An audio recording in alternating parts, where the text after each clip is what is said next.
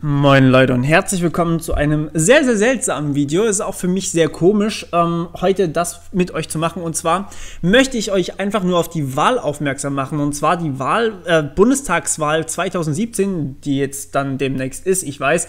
Und ich bin auch recht spät dran, aber so bleibt es vielleicht besser im Gedächtnis und ihr habt nochmal eine letzte Entscheidungshilfe. Und zwar möchte ich nicht nur diejenigen, die schon wahlberechtigt sind, hier motivieren, sondern auch diejenigen, die noch nicht wahlberechtigt sind, also die noch nicht dieses Wahlalter erreicht haben, wo auch immer das aktuell gerade liegen mag.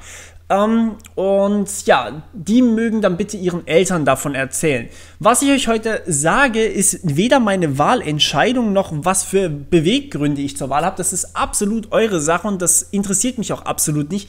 Aber ich möchte, dass ihr zumindest bedenkt oder überlegt, was ihr wählt. Also ich will nicht, dass ihr irgendwie einfach hergeht und sagt, ja, ich wähle jetzt, keine Ahnung, CDU, weil ich es seit 1999 mache oder seit wann auch immer. Auf jeden Fall sind einfach diese ich wähle, weil ich es immer gewählt habe, total dumm. Sagt es bitte auch euren Eltern und Großeltern, die machen das ganz, ganz gerne. Ich muss meinen auch erzählen, dass es eigentlich total bescheuert ist, wenn man einfach immer dasselbe wählt, weil man es halt immer so getan hat. Und ich möchte, dass ihr euch wirklich informiert, was ihr denn wählen sollt. Und es gibt auch noch andere Themen als nur Flüchtlingspolitik. Bitte bedenkt das auch. Im Folge dessen möchte ich euch 4 Webseiten vorstellen, die sich damit vertraut machen. Und zwar einmal deinwahl.com.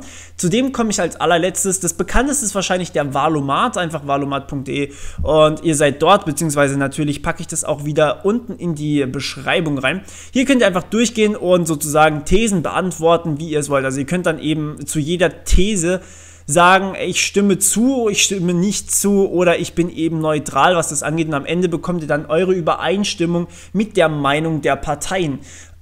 Selbiges bzw. ähnlich wie beim Wahlnavi auch. Das Wahlnavi ist allerdings ein bisschen konkreter. Da habt ihr dann, ja, da müsst ihr sogar angeben, warum auch immer ich meine Postleitzahl nicht kenne.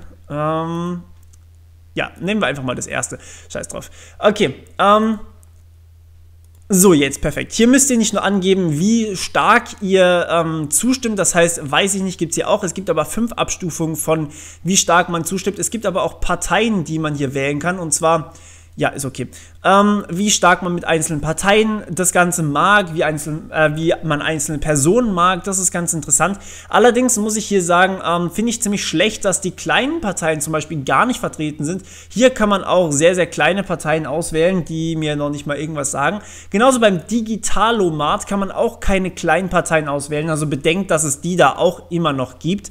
Und deswegen würde ich euch auf jeden Fall diesen Wahlomat hier vorschlagen, weil da seht ihr dann zunächst einmal, was für Parteien es gibt und was ihr für eine Übereinstimmung habt und dass ihr vielleicht gar nicht unbedingt was Großes wählen solltet. So, hier beim Wahlnavi habe ich euch gerade schon gesagt, könnt ihr sogar noch mit Parteien, also ich mag zum Beispiel, keine Ahnung, links ganz arg und AfD mag ich überhaupt nicht, das ist nur ein Beispiel, das ist nicht meine Meinung, ganz wichtig hier zu sagen. Und dann kriegt ihr halt dementsprechend eure Ergebnisse möglichst angepasst. So, dann habt ihr hier eben noch den Digitalomat. Der Digitalomat ist tatsächlich absolut nicht so wie Wahlnavi und Wahlomat, sondern ihr habt hier wirklich nur die Themen in der digitalen Politik sozusagen. Da kann nämlich auch echt viel passieren und echt viel schief gehen.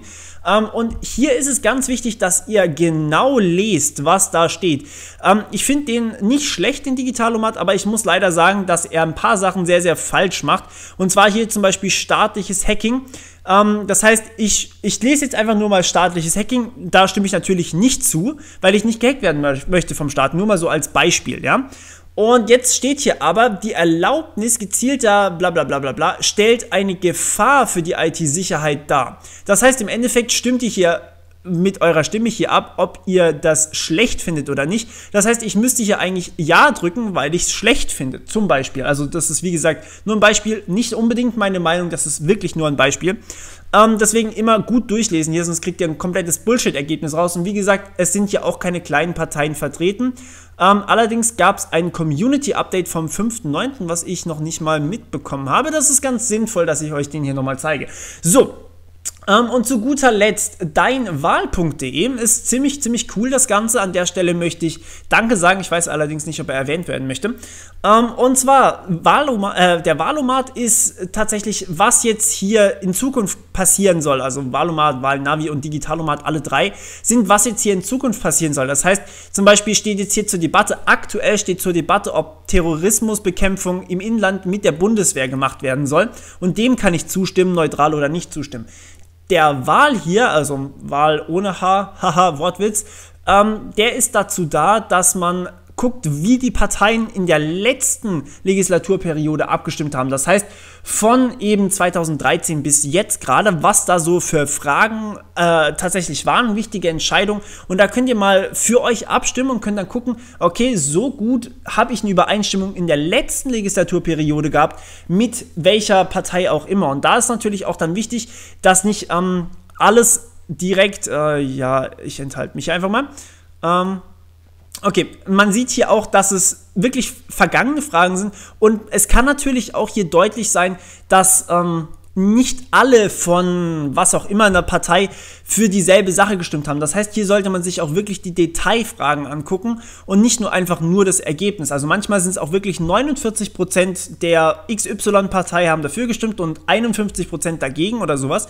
Das heißt, hier habt ihr wirklich sehr detaillierte Aufdröselungen und könnt dann auch mal gucken, wie stark eure Wahl in der letzten Legislaturperiode vielleicht angebracht war oder wie ihr dann dieses Mal hier euch entscheiden wollt. So, zu letzt möchte ich eigentlich noch euch darauf aufmerksam machen, dass es immer eine Erst- und eine Zweitstimme gibt. Die Erststimme entscheidet, das wisst ihr wahrscheinlich so oder so, aber das ist mir jetzt gerade egal, ich will euch das einfach nur erklären kurz. Die Erststimme, da gewinnt wirklich nur eine Person, und zwar diese Person, die die allermeisten, also mehr als alle anderen bekommen hat. Das heißt, sagen wir mal, in meinem Wahlkreis bekommt jetzt, wir machen es uns einfach, wir sagen, es gibt nur CDU und SPD, so ist es übrigens praktisch wirklich nicht, also das ist ganz wichtig, ihr müsst nicht CDU und SPD ankreuzen. Es gibt auch andere, aber wir nehmen jetzt einfach mal an, wir kreuzen entweder CDU oder SPD an, alle tun das und wir haben am Ende 51% bei der CDU und 49% bei der SPD und dann bekommt eben die CDU die kompletten Stimmen, das heißt, der wandert direkt in den Bundestag. Bei der zweiten Stimme ist das nicht so, da wird tatsächlich auf den ganzen Bund ausgeweitet, das heißt, hier geht es nicht um einzelne Wahlkreise, bei der Erststimme wird das wirklich pro Wahlkreis ausgewertet. Das heißt, in einem Wahlkreis hat jemand mehr als alle anderen, also kommt er direkt in den Bundestag. Bei der Zweitstimme werden alle Stimmen zusammengezählt und so viel Prozent, das sind dann immer die Prozent, die man sieht, so und so viele Prozent landen dann, je nachdem eben, wie viele Stimmen man insgesamt hatte, im Bundestag. Wie gesagt, mehr als 5% müssen es sein, sonst kommen sie nicht rein. Und ja, darum geht es dann im Endeffekt. Okay, also wie gesagt, von mir keine Wahlempfehlung oder sonst irgendwas. Ich möchte euch nur bitten, euch wirklich darum zu informieren, oder darüber zu informieren, besser gesagt, und nicht einfach stur irgendwas zu wählen. Und das ist wahrscheinlich, ihr seid wahrscheinlich die absolut falsche Zielgruppe dafür. Deswegen würde ich euch vielleicht einfach auch bitten, das Ganze weiterzutragen an andere Generationen, die nicht unbedingt auf YouTube danach suchen würden. Alles klar, ich danke euch für eure Aufmerksamkeit und sorry, dass es jetzt ein absolut naja, nichts wirklich mit einem Tutorial zu tun hatte, aber hey, es ist trotzdem ein wichtiges Thema und deswegen, ja, behaltet das alles im Hinterkopf und wir hören uns beim nächsten Mal dann wieder. Bis dann, ciao!